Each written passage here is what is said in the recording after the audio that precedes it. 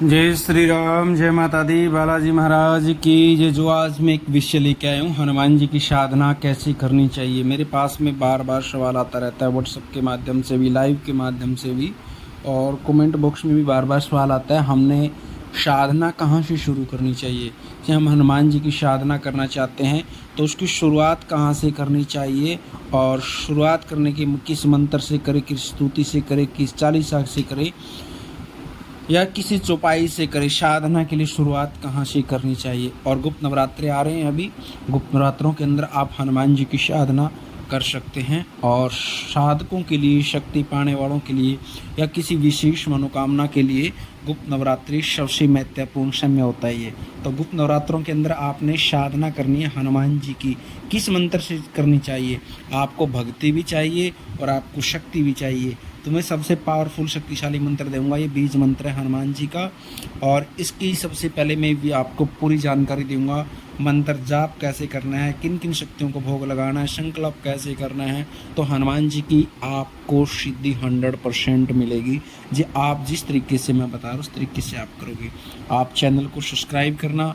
और हमारा बालाजी दरबार लगता है, दरबार संबंधी जानकारी हो, फिर या यंत्र मंत्र तंत्र, आपको जानकारी के लिए सब चैनल के माध्यम से मिलती रहती सभी जानकारी।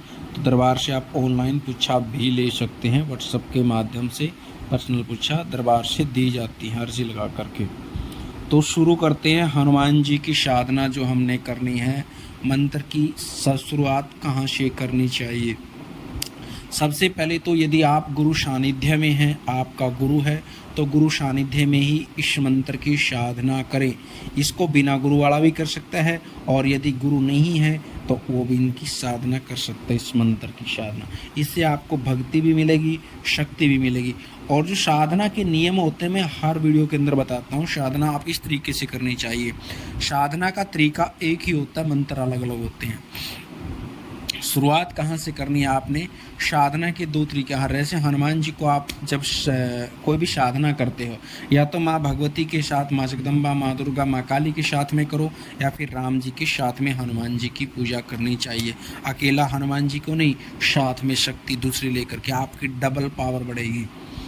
तो इसके लिए शुरुआत का सबसे पहले आप गुप्त नवरात्रों के अंदर में माँ भगवती के साथ करना चाहते हो उसके साथ में पूजा करें, या फिर राम दरबार के साथ में करना चाहते हो हनुमान जी को शुरुआत से पंचोपचार पूजन करते हैं। जैसे हम पंचोपचार पूजन में क्या होता है, जल से हम स्नान करा दिया, जल गंगा जल मिला करके स्नान करा दिया, पंचम से स्नान करा दिया, वस्त्र के लिए धागा पहना देते, तिलक चावल लगा देते, फूल माला पहना देते और भोग प्रसाद लगा देते। ये होता है पंचोपचार पूजन। और पंचोपचार पूजन के लिए ये चीज़ें होती हैं। और फिर उसका बाद आता है षोडशोपचार पूजन। पंचोपचार पूजन करने के बाद में आप लोगों ने संकल्प करके पहले पूजा करनी है, और संकल्प करके ही जप करना है, और संकल्प करके ही शक्तियों को भोग लगाना है। एक ही संकल्प में आप ये सारी चीज़ बोल सकते हैं। जैसे आपने सबसे पहले गणेश जी का आह्वान किया, फिर गुरु जी का ध्यान किया, और ध्यान करने के बाद में आपने फिर लेना है पूजा का संकल्प। संकल्प में सबसे पहले करना है संकल्प में सबसे पहले आपने भगवान विष्णु का 3 बार स्मरण करना है। ओम श्री विष्णवे नमः, ओम श्री विष्णवे नमः, ओम श्री विष्णवे नमः। हाथ में जल लेकर के भगवान विष्णु का स्मरण करना है। अमुक गोत्रोत्पन्नो हम। उसके बाद आपने अपना गोत्र लेना है, अपना नाम लेना है, ठीक है। और उसके बाद में आप उस दिन तिथि है, कोई वार नक्षत्र जो आपको याद आए वो आप बोल सकते हैं। उसमें संकल्प के माध्यम से आप ये सारी की सारी चीज़ भगवान को आपने किस चीज़ का जाप करना है वो भी इसमें आप बोल सकते हैं। किस मंत्र का बोलना है, किस स्तुति का जाप करना है, किस चालीसा का करना है, तो वो सारी चीज़ें आप संकल्प में बोल करके, और बाबा मैं आपको भोग लगा रहा हूँ और पूजा कर रहा हूँ और आगे मंत्र का जाप कर रहा हूँ, कर्माहम करिष्यामि, ये कर्म कर रहा हूँ। छोड़ दिया जल भगवान के चरणों में छोड़ दो, अपने सामने उसको छोड़ दो। उसके बाद पूजा करो भगवान की, और उसके बाद में आपने भगवान को भोग लगाना है। और उसके बाद संकल्प करके जो जाप शुरू कर दो। आपने 11 माला करनी है, 5 माला करनी है, 21 माला करनी है, जितनी भी करनी है उसके अंदर बोल करके शुरुआत कर दो। जैसे आपने माला पूरी कर दी, पूरी करने के बाद ऐसे ही बाद में आपने हाथ में जल लेकर के संकल्प करना है। 3 बार भगवान विष्णु का नाम लेना है, ओम श्री विष्णवे नमः, ओम श्री विष्णवे नमः, ओम श्री विष्णवे नमः। उसके बाद अपना नाम गोत्र बोल करके, उस दिन तिथि क्या होती है वो बोल सकते हैं, वार क्या है वो बोल सकते हैं, और ज़्यादा बोल सकते हैं तो वो चीज़ भी आप नक्षत्र कर्ण मुहूर्त जो भी आप बोल सकते हैं उसमें। उसके बाद आपने 11 माला जाप की है, नवाण मंत्र की है, हनुमान जी के मंत्र की है, माँ काली के मंत्र की है, बाबा गोरखनाथ जी के जिसकी भी आपने की है 11 माला जाप बाबा आपको अर्पण। मेरी ये मनोकामना है, मुझे सिद्धि चाहिए, आपकी शक्ति चाहिए, या मैंने घर के लिए ये चीज़ करनी है, तो वो 11 माला आपको अर्पण अस्तु। 5 माला जितनी भी आप उनकी माला का नाम संख्या लेकर, यथा संख्या नाम भी आपने बिना गिनती की करी है तो यथा संख्या नाम अर्पणम अस्तु, भगवान को अर्पण कर तो आपका संकल्प पूरा होगा। तो इसीलिए आगे जो बिना गुरु के हैं, जिसके पास गुरु नहीं है, गुरु का सानिध्य नहीं है, तो उन्होंने क्या करना चाहिए, उन्होंने भी सबसे पहले गणेश जी की माला निकालनी है। फिर उसके बाद भगवान शंकर की ओम नमः शिवाय की माला निकाल सकते हो।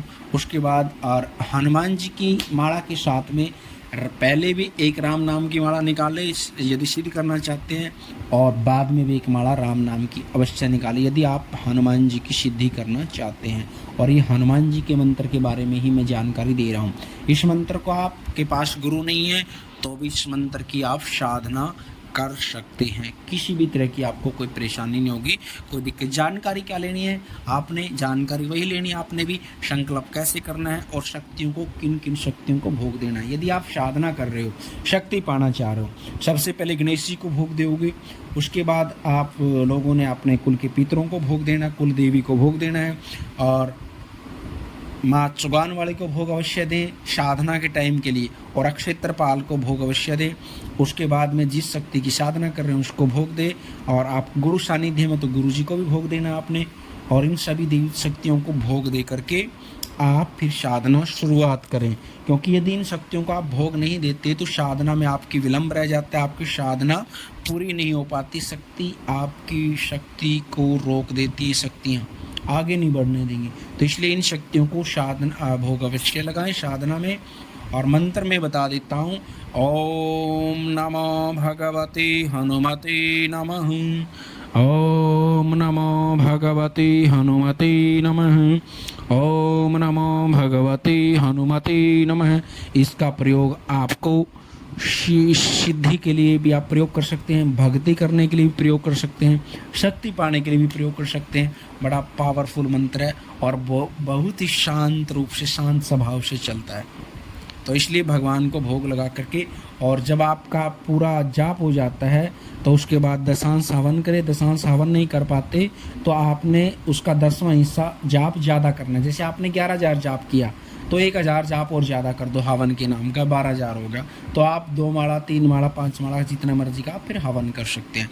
हवन करने के बाद इस मंत्र की हनुमान जी को सिंदूर का चोला अवश्य चढ़ा करके आएँ जब आपका पूर्ण हो जाता है। और कन्याओं को, क्योंकि गुप्त नवरात्रि हैं, कन्याओं को 3 कन्याओं को 5 कन्याओं को 7 9 जैसे भी आपकी इच्छा हो श्रद्धा अनुसार उनको भोग प्रसाद अवश्य दें।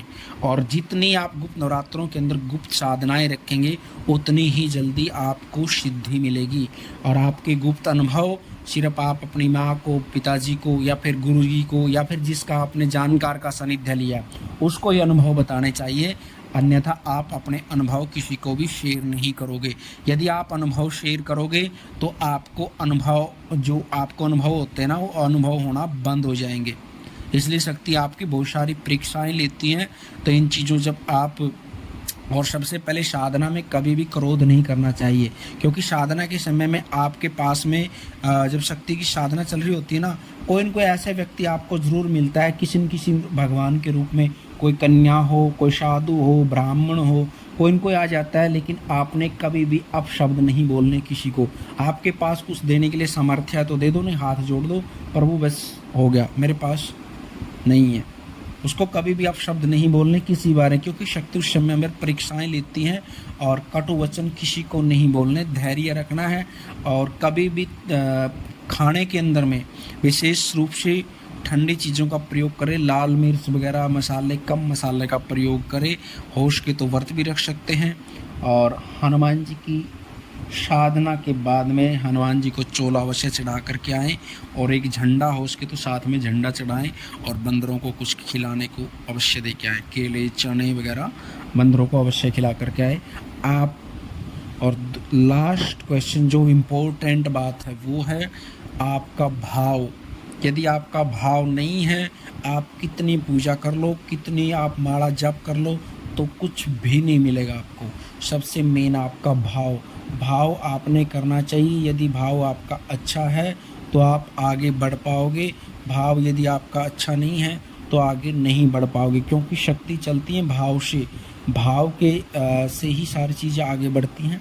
सबसे मेन आप 10 माला निकाल रहे हो तो 5 निकालो, आपके भाव होने चाहिए और भाव से ही आपको जल्दी सिद्धि मिलेगी।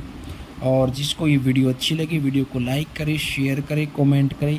माँ भगवती और बालाजी महाराज की कृपा आपके परिवार पर बनी रही। सभी को सीताराम। जय माता दी।